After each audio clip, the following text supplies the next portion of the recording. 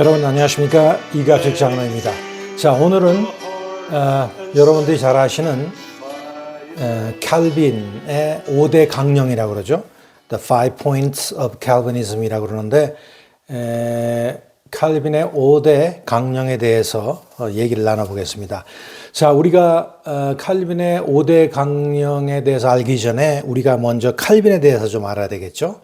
그런데 칼빈에 대해서 얘기해 보려고 그러니까 루터가 빠질 수가 없습니다. 그죠? 그리고 주링글리라는 사람도 있고요. 존 낙스라는 사람도 있고, 또 그분들에 대해서 얘기하려니까 그 시대 때 16세기에 종교개혁이 있을 때 어떻게 해서 개혁이 시작됐으며 그때 당시에 교회의 그 환경은 어땠느냐, 동방교회는 뭐고 서방교회는 뭐고 가톨릭은 뭐고 개신교는 무엇이냐, 이런 것에 대해서 의문이 있기 때문에 조금씩 훑어가면서, 오늘 제한된 시간이기 때문에 다 얘기할 수는 없습니다만은 조금씩 훑어가면서 얘기를 해보겠습니다. 자, 첫 번째로 여러분들 한번 생각해 보세요. 그 AD 70세기경에 그때 이제 로마가 그 유다 지역을 이제 지배하고 있을 때, 여러분들 잘 아시죠? 그때에 이제 끊임없이 그 유다 쪽에서 그 저항이 일어났어요. 그래서 이제 견디다 못한 그 로마에서 타이러스 디도 장군을 파병을 해서 이스라엘이 이제 멸망을 하게 됩니다. 그 성전이 파괴되고, 그때에 이제 그 디아스포라라고 해가지고 이제 그 유대 민족이 이제 각국으로 흩어지는 그런 계기가 되기도 했습니다. 자, 그때를 거쳐서 이제 그 유대인 중에서 그 베드로의 믿음의 반석되는 그 믿음을 중심으로 생겨난 것이 이제 소위 말하는 이제 예수교죠. 그 예수교가 이제 전파되고 번창을 하기 시작합니다. 그래서 가톨릭이 결국은 생기게 되고, 여러 과정, 313년에 칸스탄티노플 그 대제에 의해 가지고 기독교가 로마의 국교가 되고, 이런 과정을 거쳐서 드디어 이제 가톨릭이 이제 번창을 하게 됩니다. 자, 그런 상황에 있었는데, 그때 당시에 그 가톨릭 교회는 하나였었어요. 그때는 동방교, 서방교, 개신교가 없었던 상황입니다. 자, 그런데 300년경 조금 넘어서 그때 그 예수교 공동체가 그 당시로 다섯 교구로, 큰 교구로 조직화가 되었었어요. 그래서 주로 대도시를 중심으로 해서 교구가 만들어졌는데, 로마 대교구가 있었죠. 그 칸스탄티노플 대교구가 있었고, 알렉산드리아 대교구, 그리고 안디옥 대교구와 예루살렘 대교구 등 이렇게 해서 5개 큰 대교구로 이제 구성이 됐습니다.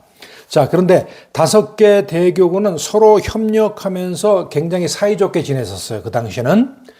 그러다가 1054년에 로마 대교구가 분열이 되어서 나옵니다. 자, 그 이유는 여러 가지가 많지만, 이제 로마 대교구가 가장 중심적이고 활발하게 번창이 되고 전파력이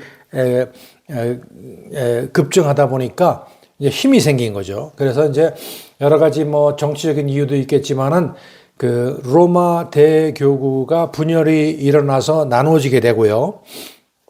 그 다음에 로마 대교구를 중심으로 한 로마 카톨릭 교회는 그때의 서방교회로 흡수가 되고 나눠지게 되고, 나머지 4교구는 동방정교회로 분열이 되게 됩니다. 그래서 Eastern Orthodox Church라고 하는 동방정교회가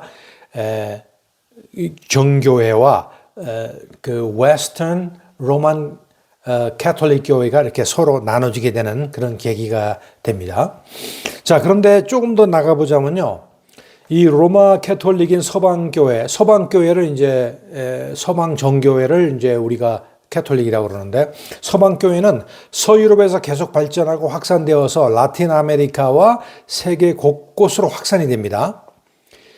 그런데 동방교회는 동쪽 유럽을 중심으로 해서 그때 당시에 모슬렘의 침공과 몽고족의 침공을 겪어서 굉장히 어려움을 겪었습니다. 그리고 20세기 초에는 여러분도 아시다시피 공산주의 정부가 동유럽을 70년 동안 그 지배하는 바람에 발전하지 못하고 정체된 상태로서 그 동방교회가 발전이 되었던 때에 드디어 이제 개신교의 출현이 시작됩니다. 자, 이 개신교 출현은 여러분 잘 아시겠지만은 로마 캐톨릭 교회에서 이제 갈려져 나온 것이 이제 그 소위 말하는 프로테스탄티즘이라고 그러는데 이제 출현하게 된 것이죠.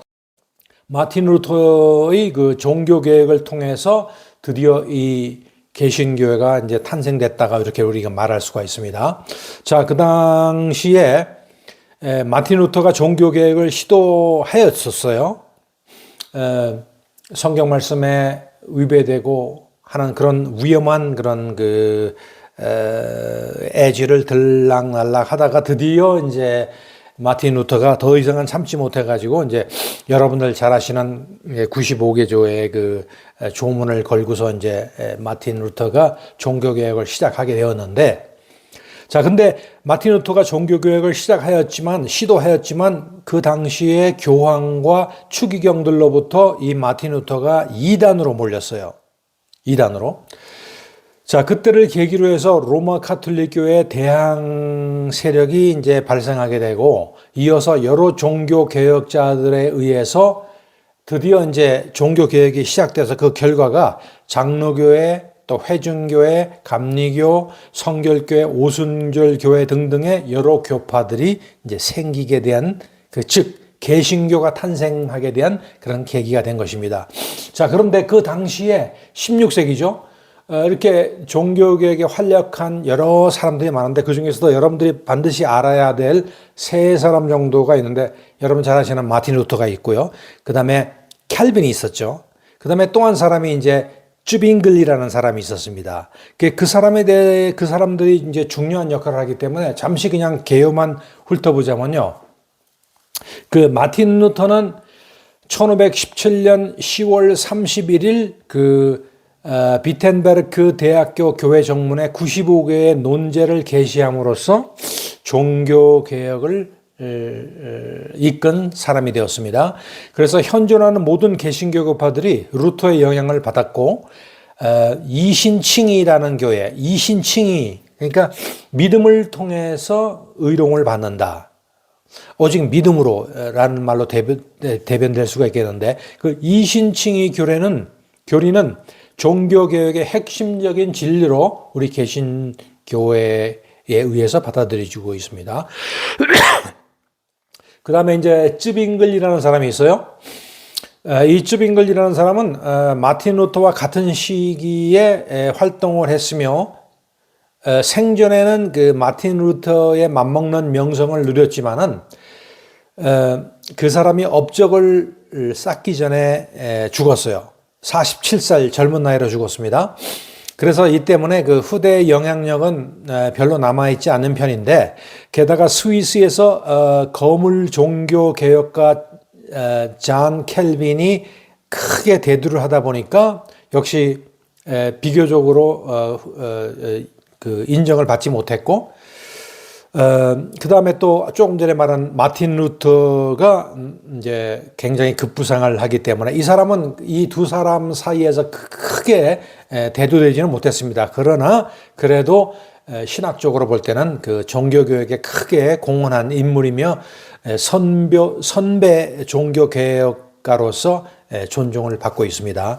그리고 이제 오늘 얘기할 그 칼빈은 마틴 루터와 그 쯔빙글리가 시작한 종교개혁, 1세대 종교개혁자라고 할 수 있죠.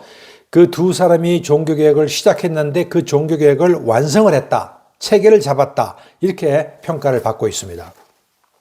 자, 그런데 좀 더 나아가기 전에 한 가지 말씀드릴 것은, 여러분 그 존 낙스라는 사람이 있어요. 존 낙스 얘기 들어보셨죠?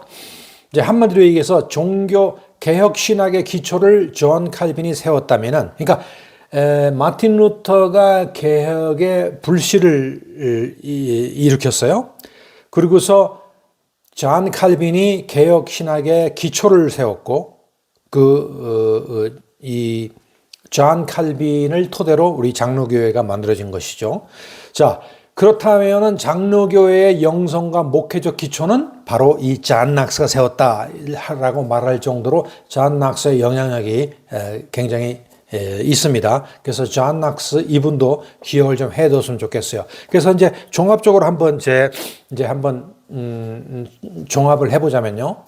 개혁 주기를 크게 두 가지로 구별합니다. 개혁주의, 개혁 리폼이죠. 리폼도 두 가지가 있어요. 넓은 의미로 볼 때는 기존에 있었던 캐톨릭 교회에서 반대하는 모든 개혁자들을 포함을 시킵니다. 그러나 좁은 의미에서 말할 때는 좁은 의미에서의 개혁주의는 루터파와 견해를 달리하는 개혁파를 개혁주의라고 한다라고 하는 두 가지 의미로 볼 수가 있겠습니다. 마틴 루터가 종교개혁을 했지만은 그러나 그 사람도 여러 가지 이슈가 있었죠. 그래서 그 후에 쭈빙글리나 또는 칼빈, 그 다음에 존 낙스까지 그 개혁주의의 그 범위와 그 내용이 조금씩 달라지는 그런 현상을 우리가 볼 수가 있습니다. 자, 루터는 알려진 사실은 그 루터는 교회 종교 개혁은 했지만은 교회 개혁에는 그리 큰 관심이 없는 듯하게 보입니다. 그래서 그 당시에 종교 개혁을 하면서도 그 당시 로만 캐톨릭 교회 안에 있는 여러 가지 예배 시스템이라든지 그런 어떤 시스템을 그대로 수용하는 그런 모습을 보였습니다. 켈빈 같은 사람하고는 다른 그런 행보를 걸었죠. 자, 그래서 이제 이런 말이 있습니다. 루터가 가슴이라면 칼빈은 두뇌였고, 루터가 감성이라면 칼빈은 이성이었고, 루터가 지칠 줄 모르고 달려나가는 투사였다면 칼빈은 철저하게 엄정한 논리성을 추구했던 사람이다. 자, 그래서 이제 이 칼빈이 여러 가지 그 개혁주의, 특히 그 장로교회의 교리를 아주 칼같이 정립을 한 사람이라고 알려졌습니다. 자, 그런데 칼빈은 아까도 말씀드렸지만 루터의 신학적 영향을 받았으면서도 루터와는 조금 다른 교회와 신학적인 전통의 창시자가 되었어요. 결국 이제 장로교회의 창시자가 되었지만, 자, 칼빈이 루터나 쭈빙글리와 다른 점은 종교개혁을 아까 말씀드린 대로 체계화했다라는 것을 여러분들 기억을 하시고요. 이제 정리해서 말씀드리자면 루터와 쭈빙글리가 종교개혁의 1세대 인물이라면은 칼빈은 2세대 인물이다 이렇게 말할 수가 있습니다. 자, 그래서 종교개혁이 일어나고 약 30년 후에 그 종교개혁의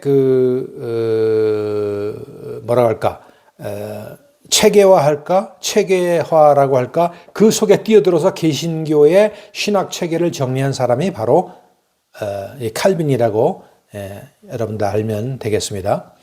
자, 그래서 이제 한 가지 또 말씀드릴 것은 루터가 주장하는 것은 다음과 같아요. 루터가 주장하는 것은 성경이 금하지 않는 한 교회 안에서 모든 것을 해도 된다.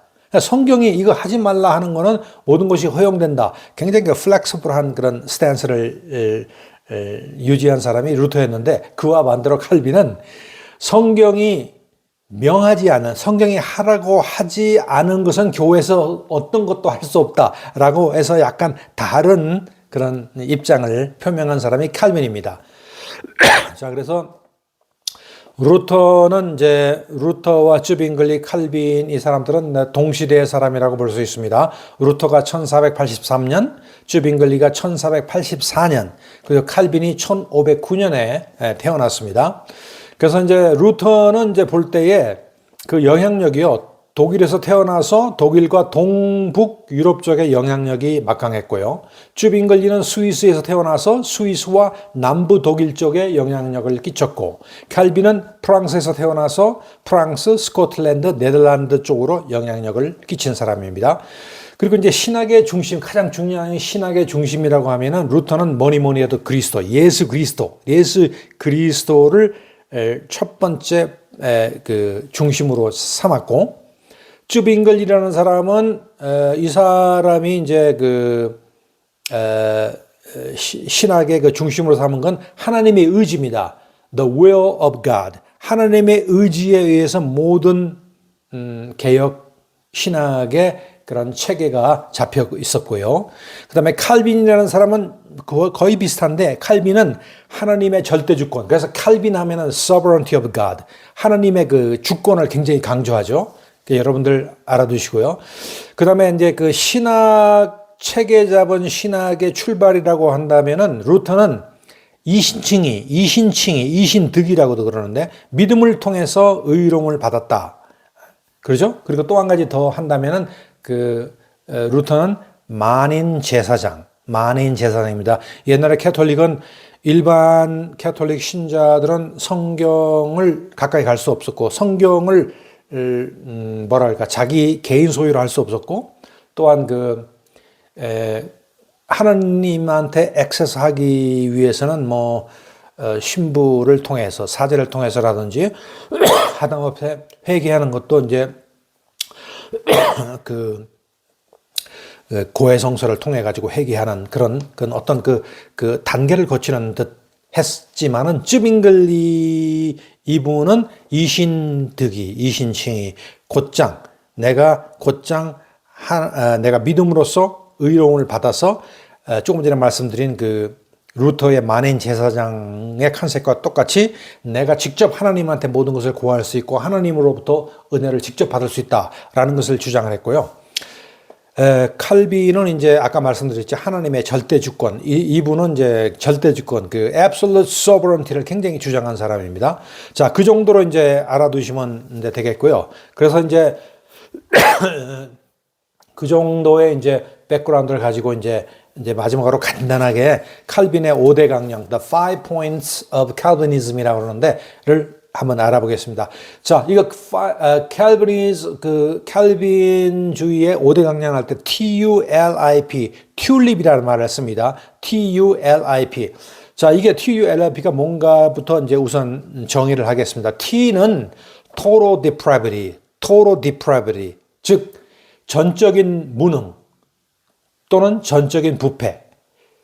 그래서 이거를 total inability라고도 우리가 얘기를 하고 있습니다. 그게 T예요. 그 다음에 U는 뭐냐? unconditional election. 즉 무조건적인 선택입니다. 무조건적인 선택.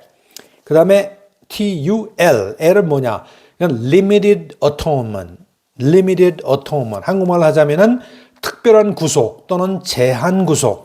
또 영어로도 particular redemption이라고 이제 얘기를 하고 있습니다. 그리고 TULI에서 I는 irresistible grace는 저항할 수 없는 은혜 또는 성령의 유효하신 부르심, 이렇게 번역이 되고 있습니다. 그리고 마지막으로 TULIP에서 P는 perseverance of the saints, 즉 하나님에 의해서 선택되고 되는 성도의 견인이라고 이렇게 우리가 번역을 하고 있습니다. 성도의 견인. 자, 이제 하나하나 간단하게나마 알아보자면요. 자, 전적인 무능 또 전적인 부패는 무슨 말이냐면은, 인간이 타락을 했죠. 왜 타락을 했습니까? 이거는 원죄 때문에 타락을 했습니다. 자, 인간이 타락했기 때문에, 인간은 타락 때문에 스스로의 힘으로는, 그렇죠? 하나님의 힘이나 예수 그리스도의 힘이나 성령님의 힘이 아닌 자기 자신의 힘으로는 복음을 믿을 수가 없다. 하나님의 말씀을 믿을 수 없고, 결과적으로 우리는 타락해서 죄인이기 때문에, 우리 눈도 멀고 귀도 멀기 때문에 하나님의 말씀을 이해할 수도 없고, 또 복음을 나의 것을 만들 수도 없다라는 전적 부패입니다. 자, 그래서 결과적으로 죄인을 그리스도로에게로 데려오는 데는 우리 힘으로, 인간의 힘으로는 될 수가 없기 때문에, 전적 타락 때문에 될 수가 없기 때문에 성령님의 도움이 필요하다, 이렇게 말씀하십니다. 그래서 성령님을 통해서 우리가 새로운 성품을, 즉 중생을 할 수 있다 이렇게 말하고 있습니다. 그래서 조금 전에 말한 믿음을 말씀드렸는데 믿음을 통해서 성령님이 주시는 믿음을 통해서 이제 결국은 전적 부패를 넘어서 하나님에게 복음을 액세스할 수 있고 복음을 믿을 수 있는데 그 바로 믿음이라는 것이 인간이 자기가 받는 구원에 인간 나름대로 어떤 공헌을 하는 것이 아니라 전적으로 구원에 대한 전적으로 하나님의 선물이다 이렇게 이제 얘기하는 것입니다. 자, 그래서 죄인인 내가 하나님께 드리는 나의 공헌, 내가 죄인으로서 하나님께 드리는 어떤 컨트리뷰션이 아니라 죄인에게 전적으로 주시는 하나님의 선물이다. 그래서 그것이 이제 전적 부패에 대한 하나의 그 요소가 되겠습니다. 전적 부패, 나의 힘으로, 인간의 힘으로는 하나님에게 도달할 수 없고 구원을 받을 수도 없고 복음에 접할 수도 없다. 이제 그것이 이제 전적 부패입니다. 자, 그런 상태로 시작하는 겁니다. 그 다음에 이유는 unconditional election, 무조건적인 선택입니다. 자, 그런데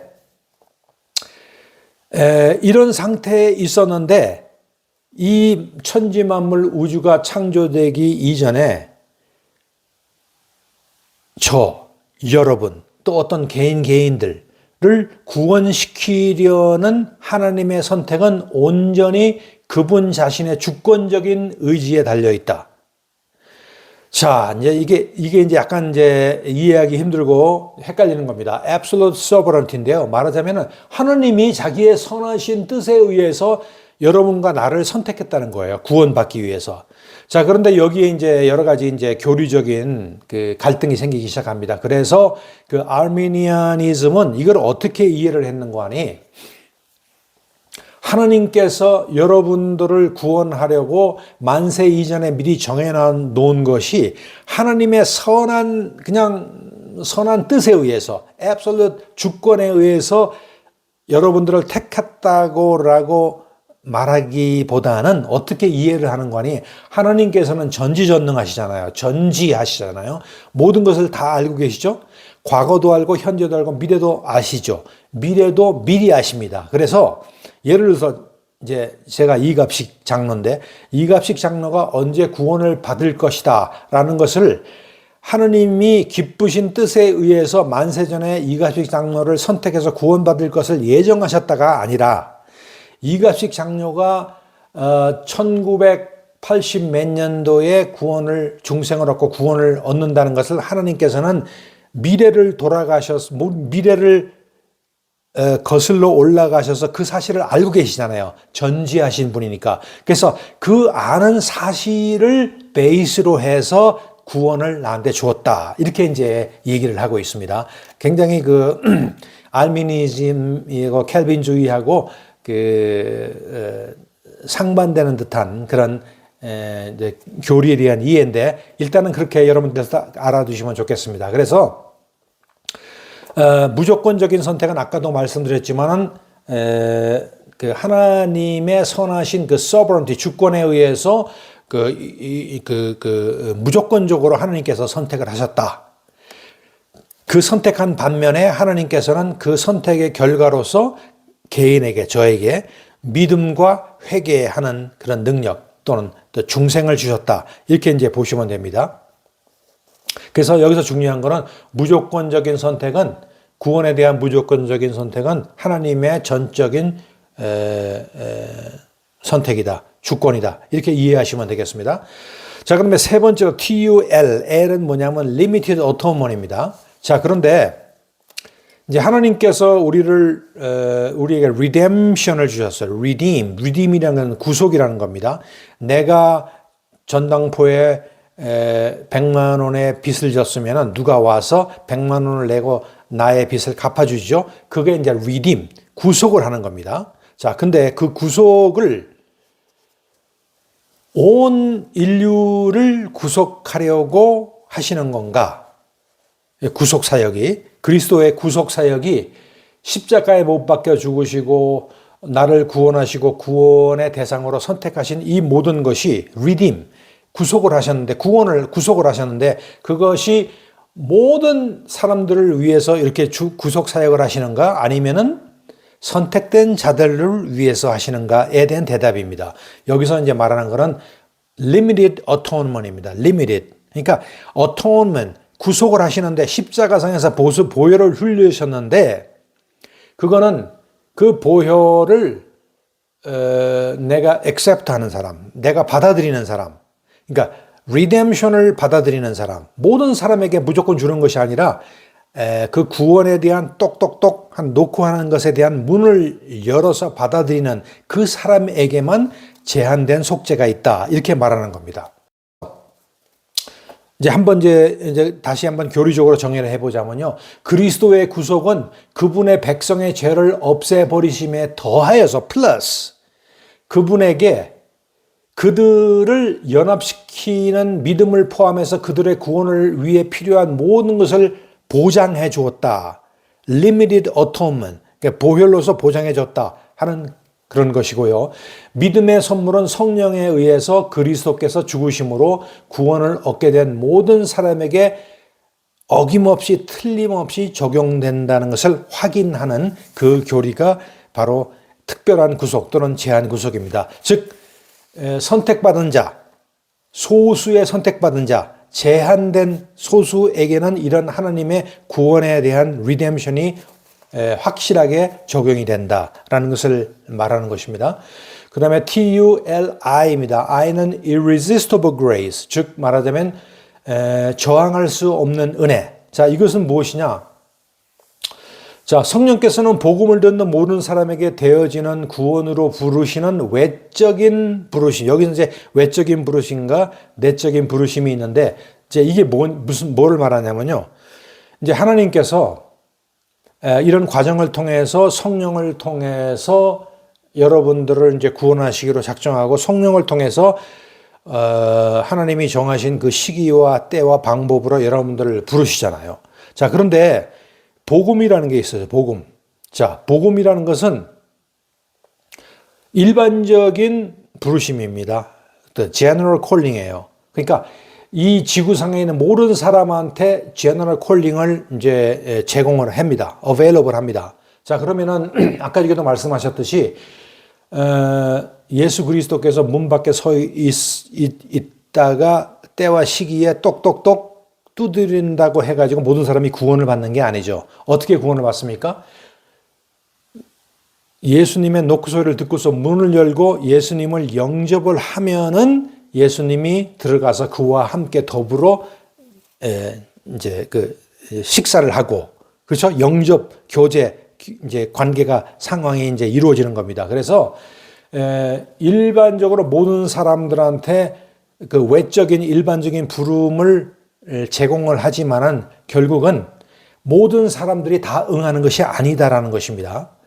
그러나 특별한 그 내적인 부름이 또 있어요. 그러니까 외적인 부름이 있고 내적인 부름인데 이런 내적인 부르심을 택한 자에게 베푸셔서 결국 불가피하게 그들을 구원에 이끄신다라는 것이 교리인데, 쉽게 얘기하자면 하나님이 한번 마음을 잡수시고 작정을 하시고 이갑식 장로를 모월 모시에 어떤 방법으로 어떤 형태로 나를 중생을 시키는가 하는 것을 하나님께서 작정을 하시고 시행을 하시면요, 제가 거부할 수가 없다는 거예요. 저항할 수가 없이 하나님의 그 은혜가 나에게 내리고 내가 받아들이게 된다. 그래서 결국은 저 사람이 언제 하나님을 믿고 예수님을 믿고 그리스도인이 될까 이렇게 걱정하시는 분들이 많잖아요. 우리 자녀들도 마찬가지입니다. 자녀들이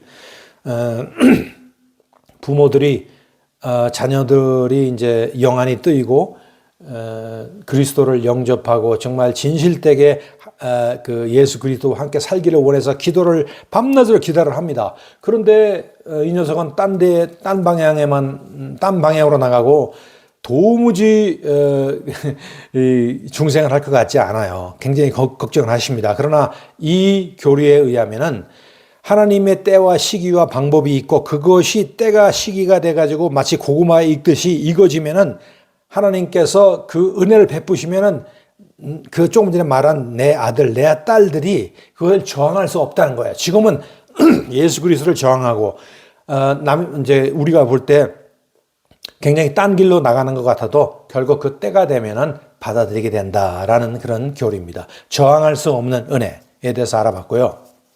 그 다음에 마지막으로 성도의 견의입니다. 성도의 견의는 이제 perseverance of the saints라고 그랬는데 이제 한마디로 쉽게 얘기해서 그리스도에 의해서 예정이 되었고 시기가 되어가지고 하나님의 은혜로서 내가 구원을 받았잖아요. 그러면 일단은 구원을 받으면은 한 번 구원을 받으면은 내가 구원을 잊어버릴 수 없다는 거예요. 여기에 대해서도 굉장히 이제 여러 가지 문제점, 이슈라고 그럴까 갈등이 있는데 야고보서에 보면은 이제 그 믿음의 행위에 대해서 얘기 나오지 않습니까? 자, 이게 이제 믿음의 행위와 믿음과 어떻게 보면 굉장히 그 갈등, 컨플릭트 있는 것 같은데 사실 깊게 따지고 보면 갈등이 아니에요. 마치 예정과 자유의지가 서로 상반된 것 같지만 이것이 결국은 상반된 것이 아니라 결국 한 몸뚱어리 안에서 두 가지 two faces of coin 이듯이 이 믿음으로 구원 얻는 거 또는 믿음의 선행, 믿음의 그 어떤 그 행위가 있어야 된다는 거에 대해 가지고 상반된 것 같지만 결국은 이제 같습니다. 자, 그런데 이것을 이제 행위가 너무 강조되다 보면은 이제 지금 이제 캐톨릭에서 말하는 믿음 플러스 행위가 구원의 조건이다. 뭐 이렇게 얘기하는데 그거는 이제 올바른 그 교리가 아니죠, 여러분. 그죠? only 믿음을 통해서 우리가 구원을 받지 않습니까? 자, 그런데 이제 이게 뭐냐면요. 일단 내가 구원을 받으면 구원을 잊어버릴 수가 없다는 거예요. 그러면은 구원을 받은 뭐 저 장로, 저 집사 구원을 분명히 받았다고 보는데 그 사람이 타락하는 건 어떻게 얘기를 할 수 있느냐? 그건 어떻게 얘기할 수 있냐면은 그 사람은 오리지널리 구원을 받지 않은 거죠. 그러니까 그 분의 믿음은 진짜 믿음이 아니었던 거죠. 진짜 믿음 크리스찬이 아니었던 거죠. 그러니까 이제 진실된 그 중생을 거치지 않고서 겉만 크리스찬 같이 이렇게 가다가 결국은 본색이 드러나서 타락한 거라고 볼 수밖에 없어요. 그래서 진실되게 내가 중생이라고 믿으면요. 하나님의 그 마이티한 오른손으로 우리를 잡으면은 그 누구도 이거를 떼어낼 수가 없다고 그랬어요. 하나님께서 우리의 오른손으로 우리를 잡는 거는 교제예요, 교제. 이거는 내가 하나님의 자녀가 되었다는 증거입니다.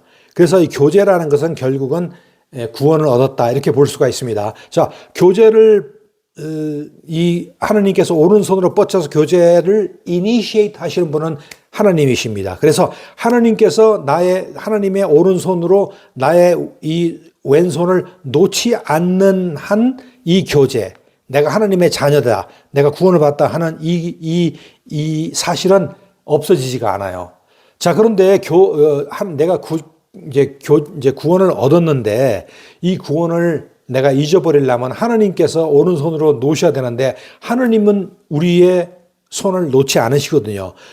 그러면은 결국 사탄이 이 손을 놓게끔 만들어야 되는데 사탄은 이 손을 뿌리치게 할 수가 없어요. 하나님께서 마이티한 오른손을 잡으면. 자, 그런데 그 반대로 우리가 오른손을 뻗쳐서 하나님의 왼손을 잡습니다. 이거는 교제라고 그래요.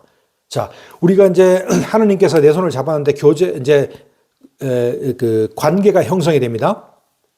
그래서 하나님의 아들로서 구원을 받은 자로서 생활을 하는데 내가 이것이 정말 올바른 그림이 아니기 때문에 내가 나중에 하나님에 대한 믿음이 생기고 내가 신앙이 성숙하면 내가 오른손으로 하나님의 왼손을 잡는데 그것이 이제 소위 말하는 교제예요. 그리고 관계와 교제가 굳건하게 서로가 되면은 정말 아이디얼한 사운드한 그런 신앙생활이죠. 그러나 우리가 돈, 권력, 여자 여러 가지 상황에 따라 가지고 우리가 오른손을 놓잖아요. 그럼 이 교제가 떨어지는 거예요. 관계가 떨어지는 게 아니라 교제가 떨어지면 약간 좀 밋밋합니다. 그러나 다시 회개하고 돌아와서 다시 잡고 떨어지고 하는 거. 이거는 떨어졌다가 붙었다가 할 수 있어. 이거는 사탄이 얼마든지 역사를 할 수 있습니다. 그러나 이 교제, 구원 얻었다는 사실은 떨어질 수가 없다라는 것을 이제 성도의 견인이라고 그럽니다. 그래서 이 5가지가 이제 아까 말씀드린 첫째, total depravity, 전적 부패. 그 다음에 unconditional election, 무조건적인 선택. 그 다음에 세 번째, limited atonement, 제한 속죄. 그 다음에 irresistible grace, 저항할 수 없는 은혜. 그 다음에 마지막으로 성도의 견인, perseverance of the saints. 이 5가지가 칼빈의 5대 강령으로서 우리 장로교에 굉장히 아주 토대가 된, 아주 반석이 된 그런 교리라는 걸 여러분들 알아두시고요. 뭐 깊숙이 알아둘 필요는 없지만은 여러분들이 이제 칼빈의 5대 강령이 뭔가라는 것을 대중적으로 알치고 이상한 말이 들려오거나 그러면은 지금 기억을 살리셔서 올바른 5대 강령, 우리 The Five Points of Calvinism을 이해함으로써 조금 더 sound, healthy, 건강한 신앙생활의 기초가 되지 않을까 해서 오늘 여러분과 함께 이 5대 강령을 알아봤습니다. 여러분 감사합니다. Oh Lord my God, when I in awesome wonder consider all the work thy hand has made, I see the stars, I hear the rolling thunder, thy power throughout the universe displayed. Then sings my soul, my Savior God, to thee. How great thou art, how great thou art. Then sings my soul, my Savior God, to thee. How great thou art, how great thou art. When Christ shall come, we shout of adulation, and take me home. What joy shall fill my heart? Then I shall bow in humble adoration, and there proclaim, my God, how great thou art. Then sings my soul, my Savior God, to thee. How great thou art, how great thou art. Then sings my soul,